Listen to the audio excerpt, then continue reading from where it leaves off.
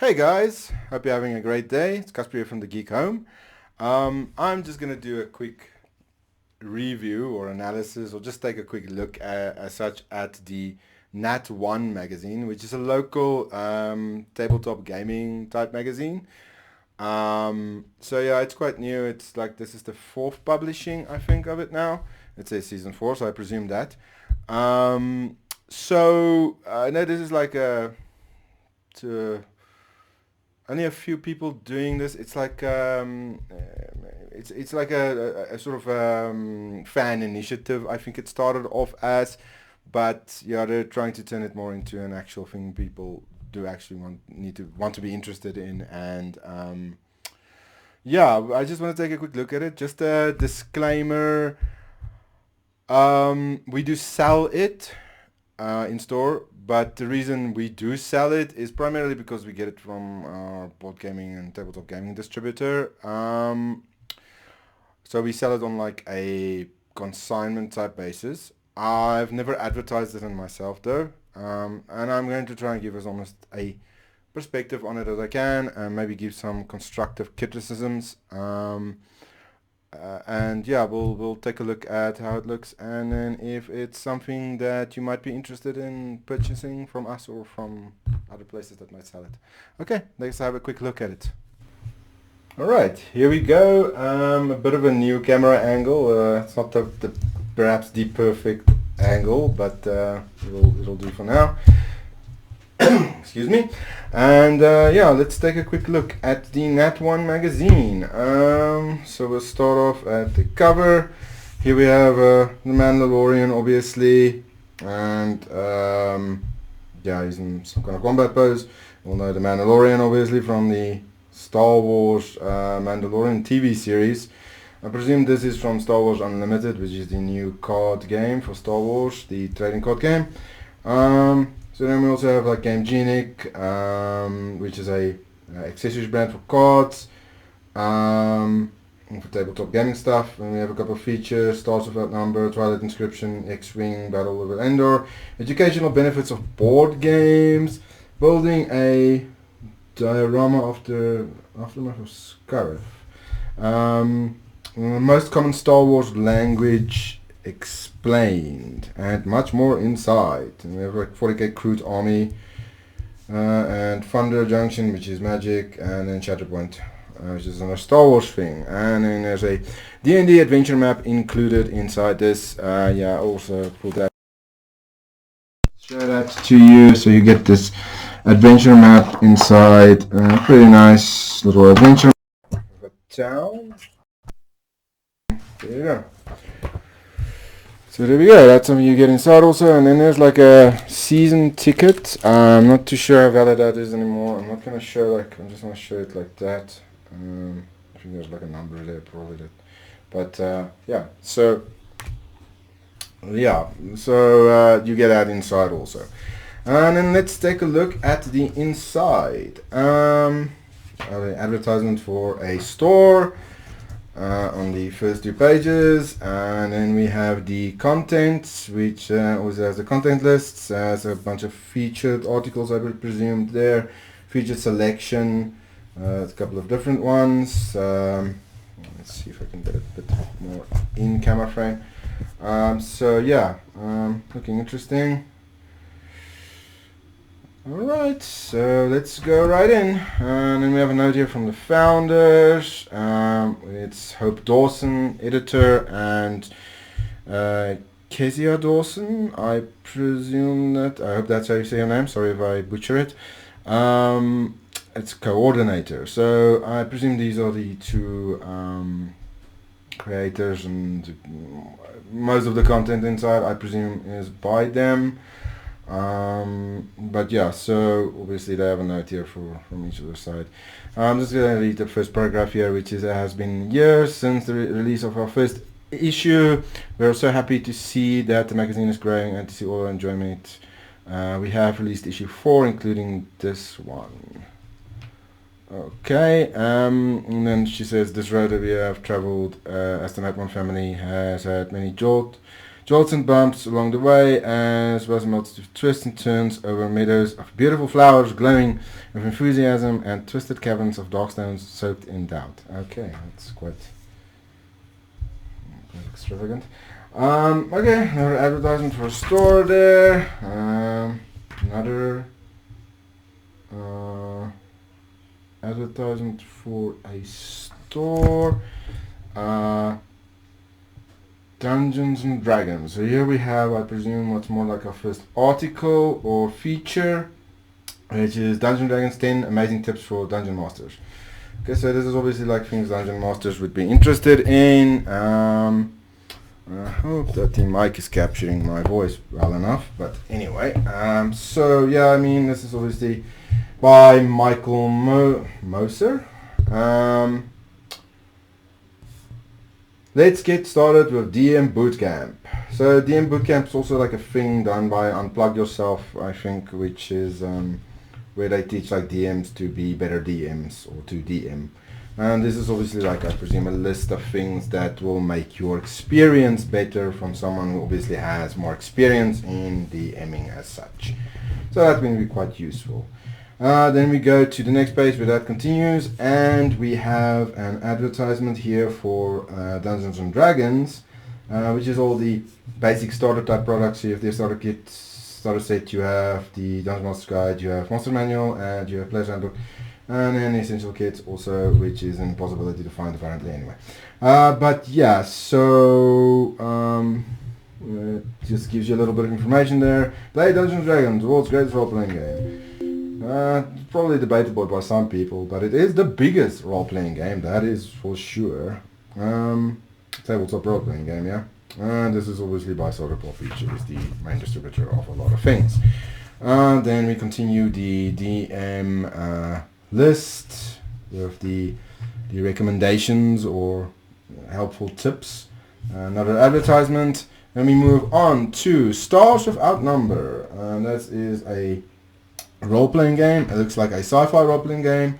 This article is by Michele Furi. Once again, if I butcher your name, I am quite sorry. The year is 3200 and mankind's empire lies in ashes. The jump gates fell 600 years ago, severing the links between myriad worlds of human dysphoria. So yeah, it's a sci-fi heavy role-playing game, as you can see. I'm not familiar with it myself, but looks pretty interesting. It looks like a grim dark type thing, actually, to be honest, like something like 40k. So yeah, pretty interesting. And then we move on to the next article, which is this is obviously Star Wars, because we have Yoda standing there. This is some kind of Star Wars thing, I presume, and it is by Stephen Crane. The Urabish is a lot like Boba Fett. It is a facet of Star Wars phenomenon that had its origins in as a cinematic aside, but which has come to be widely embraced, far out of proportion to its humble origins. Oh, it's this writing system. I've seen this actually around, yeah, the whole Star Wars writing thing. I don't know how embraced I would call that. I am a pretty big, I used to be a pretty big Star Wars fan. I am unfortunately not a fan of most of the Disney stuff. But yeah, so I mean, this is obviously taking a look at that language, or that script, that language. Pretty interesting if you're into that type of heavy lore thing. Here it has a precise layout of what each character is and what it means. So I guess if you want to spend time and, you know, start writing in this weird language, which is from Star Wars, I guess you can. I was into like the Tolkien languages for a while. But yeah, I think this is a very niche type thing, obviously, for somebody who's really into Star Wars. But yeah, pretty cool, pretty interesting. I have an analysis on that. 5th edition 5e Bestiary False Hydras Dungeons & Dragons article. The origins of False Hydra are just mysterious. The game, as they are in real life, homebrewed creature first appeared in a bizarre blog post, possibly otherworldly origins. Regardless of the nebulous origin story, Dungeon Masters D&D 5th edition campaigns are widely used to False Hydra. D&D 5th E is home to many beasts, but the False Hydra holds a special place in players' nightmares. Okay, pretty cool. This is like a looks like a feature about the False Hydra. I'm not sure who has written this. It doesn't seem to have a author name anywhere. But anyway, so moving on, and it gives you like stats here, a stat card for the False Hydra. Pretty cool. Alright, then we have the Battle Bunker, Tiger Valley, which is an advertisement for a store. I'm not sure what that is though. Is that a Pokemon thing? That is, it looks like a Pokemon, yeah. Anyway, moving on. I'm not going to overanalyze that. Tau Empire. We have the Crude Auxiliary Forces. So this is basically an article, I think, about the Crude Army box that came out recently for Tau in Warhammer 40k. So here we're taking a look at what the Crude are, what the Tau Empire is, which is basically a bunch of space socialists, alien socialists who try to make a utopia, I guess, or for the betterment of all, or what is it there? The greater good, something like that. Yeah, so that's the Tau. Crude are just a subpart, or a civilization, I think, sort of conquered by the Tau, and they're just part of the Tau Empire. So there was the army box that came out recently. We did have some of these in stock when they came out, and yeah. So it was a pretty cool box if you're into the heavy crude side of things when it comes to Tau, which is a bit different than just the normal Tau. Then we have Tables of Gaming News. Event content, Unplug Yourself. This is an Unplug Yourself advertisement. Unplug Yourself is the guys who are work, well, they're sort of, I guess, part of Solar Pop. I'm not sure exactly how it works, but they do a lot of tabletop gaming stuff and organized play things and try and generally promote organized play in South Africa. Then we have the next special report, Education and Gaming. So this is an analysis about the benefits of education and gaming and etc. I'm sure people are going to have various opinions about this sort of stuff, so I'm not going to get into that. The benefits of tabletop gaming are not explored as deeply or extensively due to society's focus on digital revolution at present. By John Furry. Okay, interesting.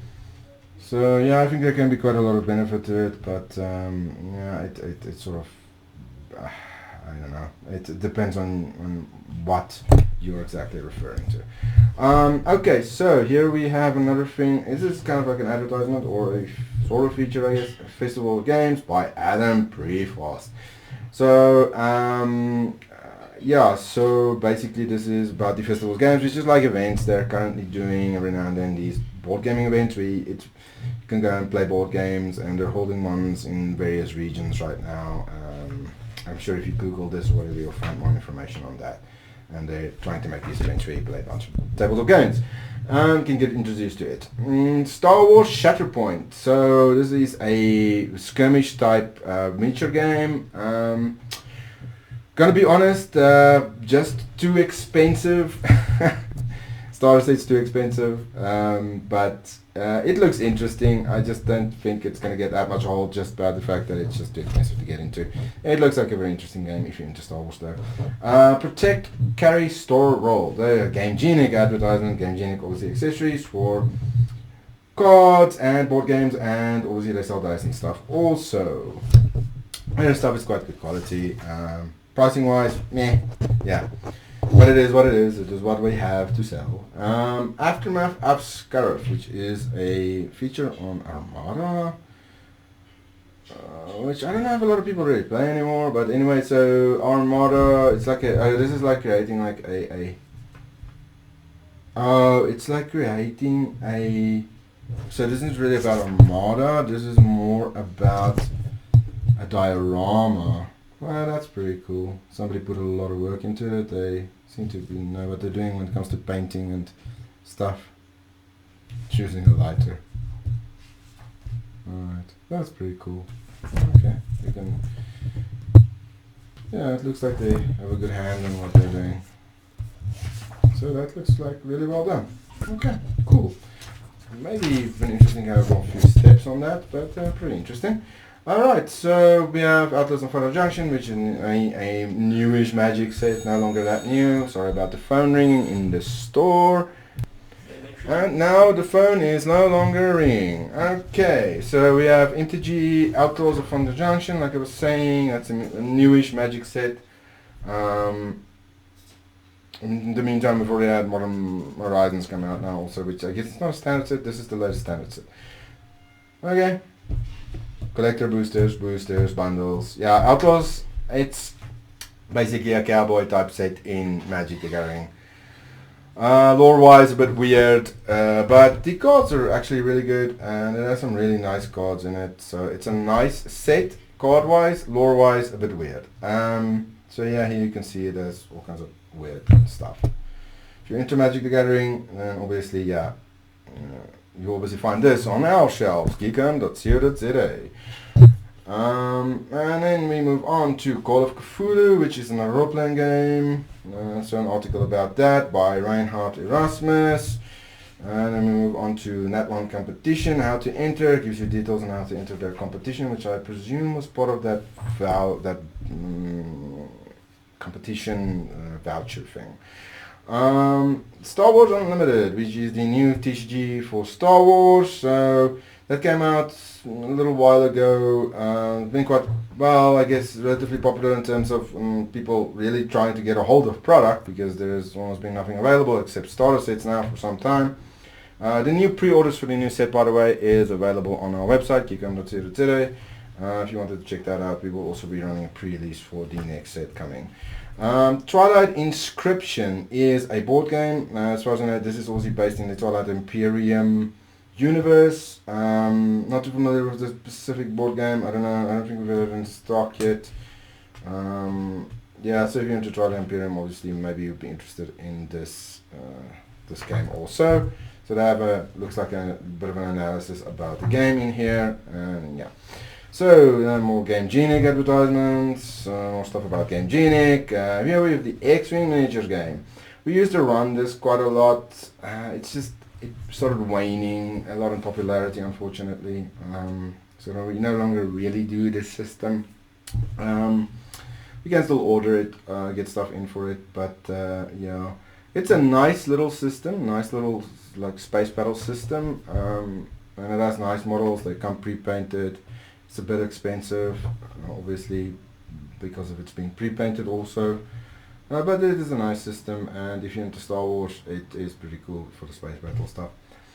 And then we have a live stream competition season 4, which is another competition thing by them. They have a bunch of sponsors for that, obviously. And that one, T-Sports, Tabletop Gaming League. T-Sports and the future. Welcome to the art of tabletop gaming excellence, where you can roll dice. Every card drawn, every strategic move holds promise of victory and glory. Alright. I don't know, is this is like their own league thing, I presume. Tabletop gaming, join us for build a competitive league. Okay. This I will have to sit down and read more in detail to really figure out what it's about, but yeah, there you go. Coconut Odyssey. So this is a little comic, little custom comic that I have in here. 300 years ago from present day, the most powerful sorcerers in the world defeated the evil spirits and enslaved humans from eternal corruption. Okay. Well, there you go. And then we have a store guide thing here, which is obviously a lot of store sponsorships. Like I said, we've never done a sponsorship so far. So, I mean, it's something I will consider probably, but haven't done it yet. Let's say collectors only. What is that? Okay, interesting.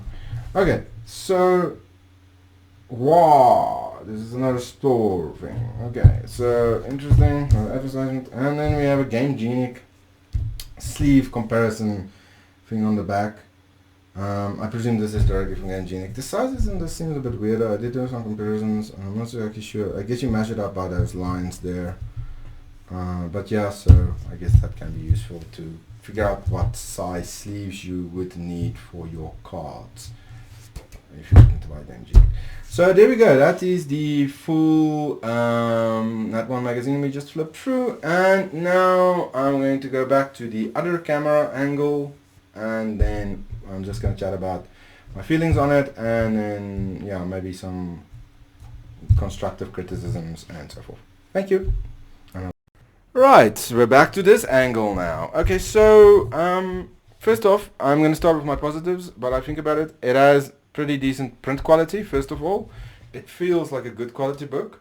There are certain pages which are printed like here on this specific article. This should be white, and for some reason they made it black, so you can't easily read what's going on there. But I guess that was just a slight mistake. I would say they need to enhance the thickness of their font. So put it that way. And then once again, coloring problem there. So, but the quality overall is pretty good. The picture quality is pretty alright. There's nothing like blurry or anything like that. It feels good quality. The paper quality is nice. It's nice gloss. So it feels like a proper magazine. I mean, especially considering a small team, it feels like a good quality piece of magazine. Let me put it that way. Now, with regards to my feelings on what you get inside, so it's interesting. There are some interesting things. I think the thing is, it feels very much like a product catalog for me, a little bit. Not I'm saying it is entirely, but it feels a little bit like a product catalog. Which obviously it is aimed towards advertising things, so that stores will advertise, and then you know about the stores, you know about the games, and I get that. It's obviously what it's built around. I think it requires a bit more analytical type articles, like a bit more review type based articles when it comes to the tabletop gaming stuff, like reviewing the latest Magic set or reviewing a specific set. More on those types of bases would be a bit more interesting. Having a bit more independent thought into it, I think it would make it a bit more attractive for people in general who are into this space. Now here's the one thing, is it's very much aimed towards people within the tabletop gaming space. Like, this isn't a magazine you're going to pick up if you're just starting off. I have to be very honest. This is a magazine that's aimed to people who are already into tabletop gaming, really. And that is one of my primary problems with it. And it's like, if I, for example, advertised in this, I would be advertising to people completely into tabletop gaming already, meaning that they probably know about my store, for example, they might know. So it lessens the advertisement initiative for me in a way. So I would say that's a bit of a problem. So the way I would suggest fixing that, though, with this magazine would be to bring in other sides of things. So they need a section which is based around other things in general. So let's say you have tabletop gaming as a core of what this thing is, and people existing within a tabletop gaming sphere, and then around that is surrounded other spheres of interests, which are going to be things like video games, anime, Star Wars types, TV series, those types of things surrounding that. And everybody who's in that core is usually interested in some of those. But you want to pull some people who are interested in some of those into that tabletop gaming thing also. So what you want is, you want to make a section perhaps about reviewing the latest TV series of Star Wars, or the latest animated Netflix series, or an anime section where you're taking a look at the next anime coming up in the next season of anime. Your top 5 more interesting shows. Things like that, like upcoming movies or something like that also. So, and then video games also. Just a couple of sections like that, expanding it a bit on that to pull in those types of people also. And then you have your core basis, which pulls them into the interests of tabletop gaming also. So you're expanding it to a wider audience of things. Your core is still your tabletop gaming, but you're expanding it to a wider thing to pull in from the outside spheres into it also. And that would make it much more useful as a piece of advertising, I think, for a store. And make it more attractive in terms of the basis of selling it to a much wider degree of a wider market of people.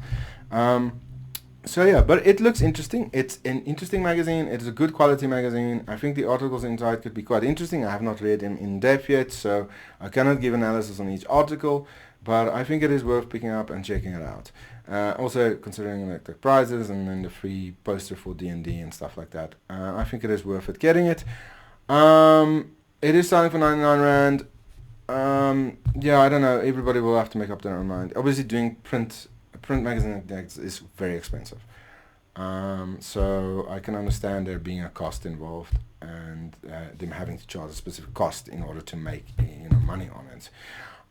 So yeah, that was my analysis of this. I think I've given some constructive thoughts. And then if you're interested in purchasing it, we do sell it in store. I'll see if we can get it listed online maybe also, just if you want to order it online. And yeah, it is available to purchase in store at the Geek Home and then also geekhome.co.za, our website.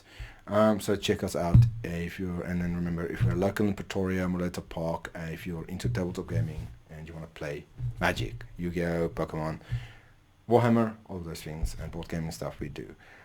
So yeah, please take a look, and then yeah, that was the analysis on the NatOne magazine. Quite interesting, and I will see you in the next video. Please like and subscribe. Cheers.